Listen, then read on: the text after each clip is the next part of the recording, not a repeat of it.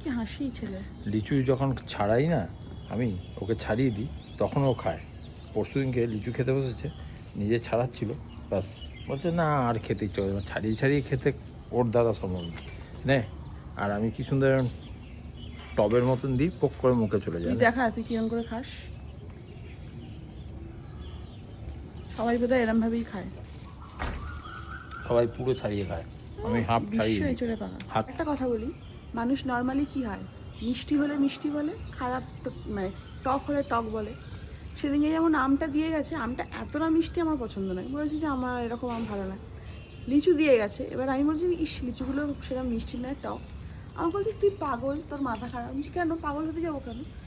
যখনই খেতে বসে আম মিষ্টি, লিচু টক, আর এই টক হলে বলবো না, মিষ্টি হলে বলবো না। ঠিক আছে নে খা, অনেক বকেছিস, বক্তৃতা দিচ্ছিস, খেয়ে নে।